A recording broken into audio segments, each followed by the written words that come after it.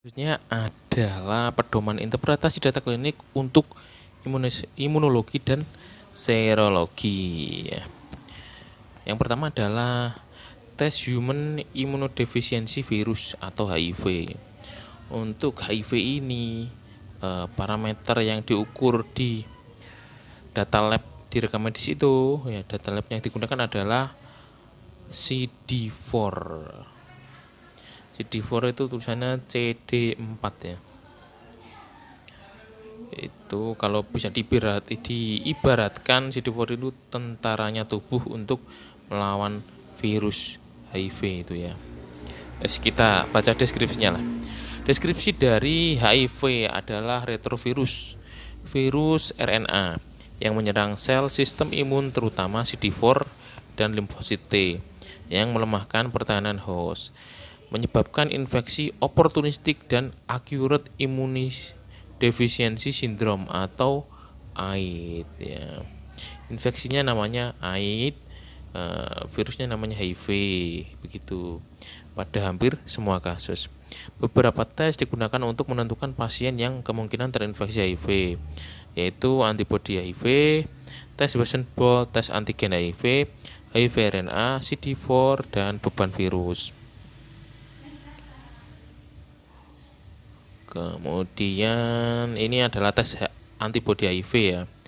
Ini pakai penapisan HIV dengan metode enzim linked immunosorbent assay atau disingkat ELISA, atau enzim immunoassay atau singkat EIA ya. Deskripsi dari tes antibodi ini adalah tes penapisan antibodi terhadap virus penyebab AIDS.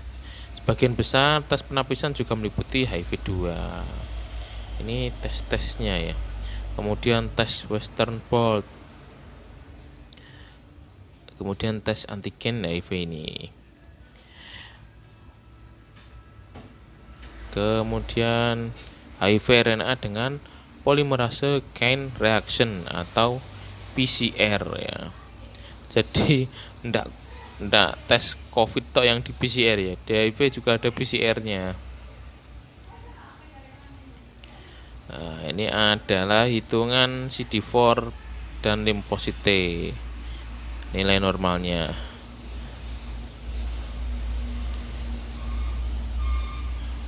Untuk deskripsi dari jumlah sel CD4 ini merupakan hasil dari jumlah limfosit total dan persentase sel CD4. Sebelum dikembangkan penetapan beban virus, sel CD4 dihitung untuk memonitor perjalanan penyakit dan terapi. CD4 limfosit penting untuk mengatasi infeksi karena limfosit T CD4 diperlukan untuk merespon antigen asing dan memicu pembentukan antibodi oleh sel limfosit. Jadi parameter yang benar-benar dipantau adalah CD4. Contohnya kalau sudah didiagnosa, diberi terapi ARV, itu minumnya obat rutin, nanti bisa dilihat CD4-nya. Oh, CD4-nya menurun, berarti terapinya berhasil. Begitu. Kemudian adalah panel hepatitis. Nilai normalnya adalah negatif. Panel hepatitis ya.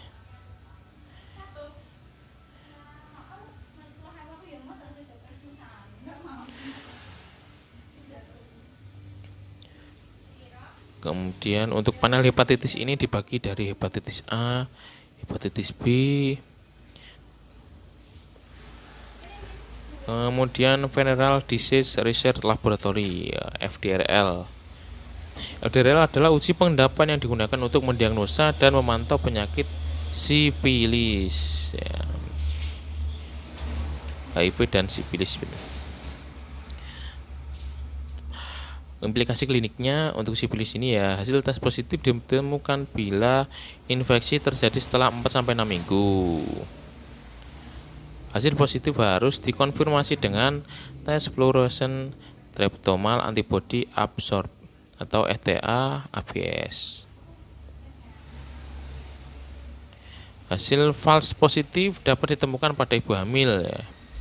False positif adalah positif palsu hasilnya. Kemudian pecandu obat infeksi mononukleus, lepra, malaria, Selanjutnya untuk titer berguna untuk melihat perjalanan penyakit.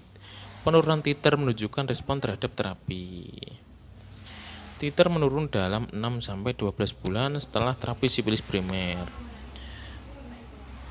Kemudian titer lebih dari 1/16 termasuk titer yang tinggi dan biasanya menunjukkan penyakit aktif. Titer yang lebih kecil dari 1/8 mungkin merupakan hasil positif palsu atau kadang-kadang penyakit aktif. Beberapa pasien yang menderita sifilis primer atau sekunder dapat saja mempunyai titer yang tinggi. Serum yang tidak diencerkan tidak reaktif, tetapi serum yang diencerkan menunjukkan hasil positif. Serial FDRL kuantitatif berguna untuk diagnosis dan penetapan respon sifilis kongenital. Sampel cairan cerebrospinal yang dilakukan tes FDRL biasanya digunakan untuk penetapan adanya neurosifilis. Kemudian untuk serologi ini adalah tes kulit tuberkulin. Hasil normalnya tidak adanya warna merah pada kulit atau endurasi atau penebalan atau pengerasan.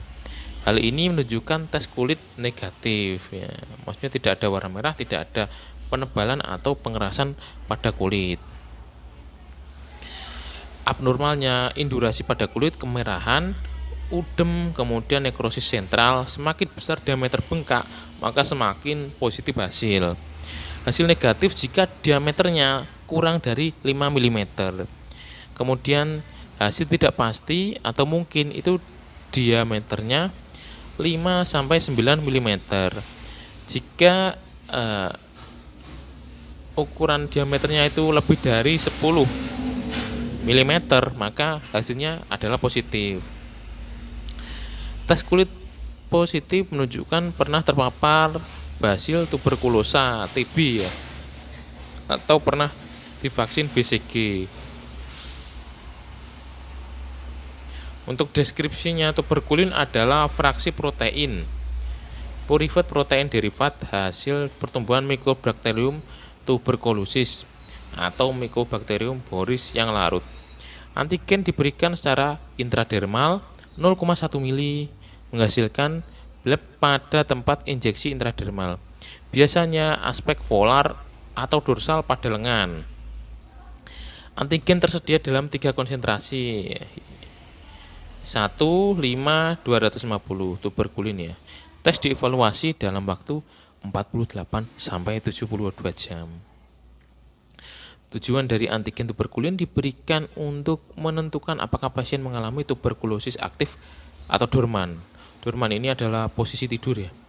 Akan tetapi tes ini tidak dapat digunakan untuk membedakan antara infeksi aktif atau dorman. Selanjutnya adalah uji kultur tuberkulosis ya. Deskripsinya untuk menentukan kepastian seseorang menderita tuberkulosis dapat dilakukan baik dengan kultur menggunakan metode terbaru seperti molecular line probe maupun biakan sputum bakteri tahan asam. Pewarnaan sel Nelson ya.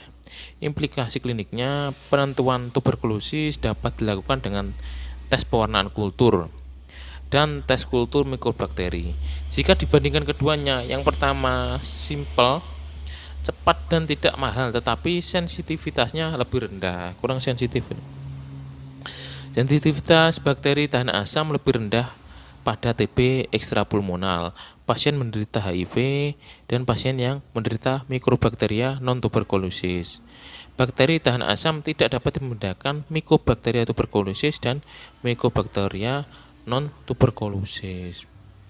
Untuk kultur mikrobakteri ini berguna untuk mengidentifikasi kebenaran diagnosis TB secara definitif.